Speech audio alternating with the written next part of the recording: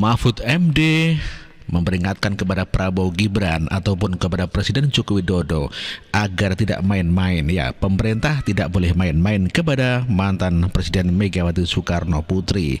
Ya, Ketua Umum PDIP dan juga mantan Presiden. Menurut saya sangat penting. Bu Megawati itu masanya luar biasa, masanya militan, tunduk dan patuh tegak lurus kepada Bu Megawati, gitu ya. Sehingga pemerintah tidak boleh main-main gitu. Harus tentu akan menjadi perhatian di dunia internasional juga. Bu Megawati didengar. Di tingkat bawah juga banyak sekali masanya. Oleh sebab itu ini harus menjadi perhatian. Bagaimana cara mengakomodasi pikiran-pikiran yang bagus itu tanpa misalnya harus, kalau Bu Mega tidak mau, tanpa harus masuk dalam apa yang disebut koalisi misalnya, tanpa harus itu. Artinya tanpa ada orangnya, pikiran itu harusnya ada dalam pemerintahan ya? Ada di pemerintahan, karena itu yang diwariskan oleh para pendiri negara kita yang sekarang dipikirkan oleh Bu Mega. Kalau Bu Mega tidak masuk, nilai-nilai yang selama ini dipegangnya dan disampaikannya kepada kader-kadernya maupun kepada masyarakat itu supaya diperhatikan, karena itu sungguh-sungguh kalau bangsa ini ingin bagus. Kalau enggak ya sama, akhirnya pada kembali lagi ke, mohon maaf, orde baru dulu kan, kalau ada pikiran begitu lalu dikecilkan, dipecah dan sebagainya. Mahfud MD juga pesimis terhadap pemberantasan korupsi di dalam pemerintahan Prabowo Gibran mendatang, dan ini adalah pernyataannya. Nanti wajah pemberantasan korupsi di bawah kepemimpinan Pak Prabowo. Belum melihat. Saya malah masih agak pesimis kalau pesimis ya. Ini nanti akan lemah. Dibuatkan lagi undang-undang untuk melemahkan. Yang sudah kuat nanti diuji ke MK. Yang uji ke MK itu tidak harus pemerintah, bisa menggunakan tangan orang lain. Kan? Pak, ngomong-ngomong tentang Pak Prabowo tadi, hubungan Prof. Mahfud dengan Pak Prabowo bagaimana sekarang? Baik.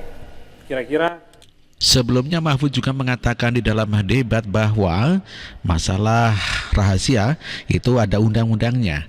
Ya, ini menyindir Prabowo Subianto ketika ditanya oleh Ganjar ataupun Anies mengenai rahasia negara tidak boleh dibeberkan di dalam debat itu. Tanya dibuka di debat itu bukan ngajak ngomong berdua, dan tidak semua yang ditanyakan tuh rahasia. Rahasia itu ada undang-undang yang disebut rahasia negara, itu misalnya orang disepsi, strategi pertahanan, intelijen, itu rahasia negara. Kalau anggaran itu dibuka ke publik, karena itu tanggung jawab ke publik, bukan ngajak ngomong berdua bicara data. Yang satu udah bicara data, ini datanya, lalu dia nanti kita ngomong berdua, nggak boleh dong. Ini debat harus ke publik, jelaskan juga itu salahnya data di sini saya punya gitu. Kalau ngajak ngomong berdua, namanya itu rembukan, bukan debat.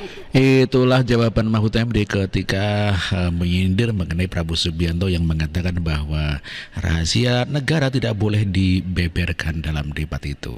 Sebelumnya Mahfud juga menyinggung mengenai ucapan Prabowo Indonesia bubar di tahun 2019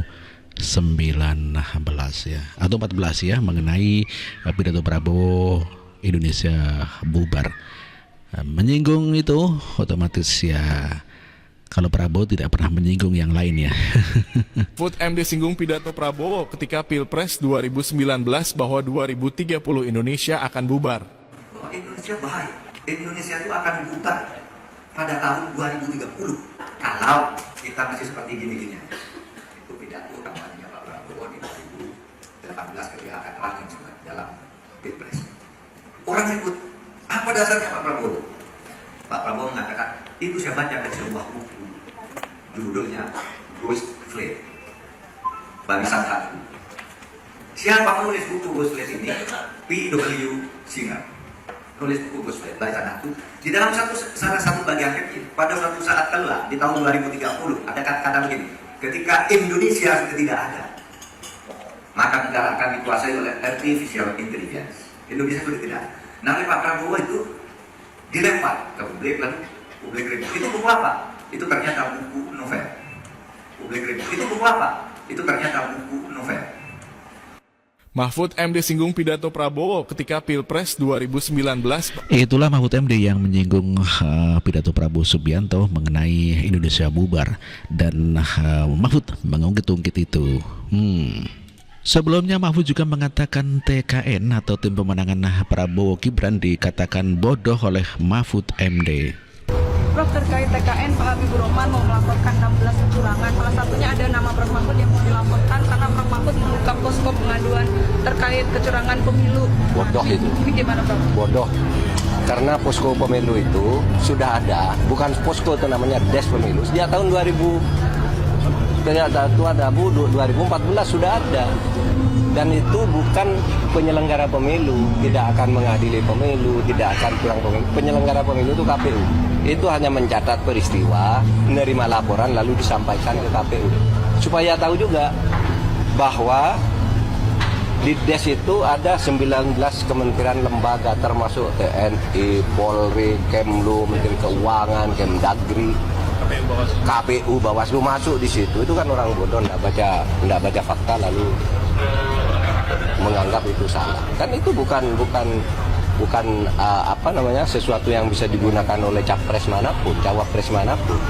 Dan Menko Polhukam di situ hanya sebagai pembuat SK-nya dan tidak ngambil tindakan hukum apa-apa. Tidak mengadili ya, Prof. Tapi Prof Mahfud dinilai abuse of power sama. Ya biar aja. Itulah Mahfud MD yang mengatakan kalau pendukung Prabowo Subianto yang mengajukan gugatan ataupun laporan ke gugatan.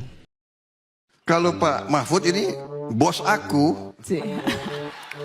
Saya dulu ketua tim suksesnya, Pak. Ketua tim sukses Bapak dulu. Sekarang jadi Bapak. Dulu ketua tim sukses Bapak saya tahun 2014 ya kan, Pak? Ketua tim pemenangan dulu. Iya, Bapak. Iya, saya. Jadi sahabat Tapi gak lama. apa-apa, ya kan? Sahabat Gak apa-apa, lama. gak ada masalah. Kita masih sahabat. Pak Prabowo ketika berkali-kali maju itu dijadikan olok-olokan oleh lawan politik Anda. Disebut Prabowo Subianto itu terlalu ambisius, berkali-kali kalah, tapi nekat maju terus. Anda terganggu tidak dengan itu, Pak? Enggak.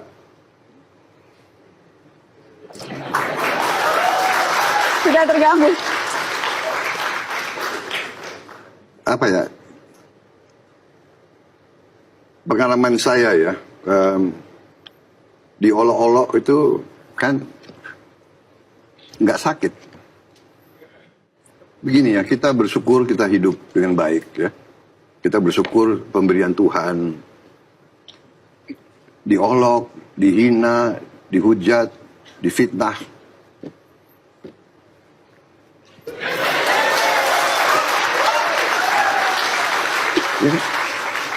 Ya, saya benar-benar, saya itu bukan, kadang-kadang kita, ya istilahnya siapa sih yang suka diolok, siapa, tapi sudahlah, gitu, benar nggak?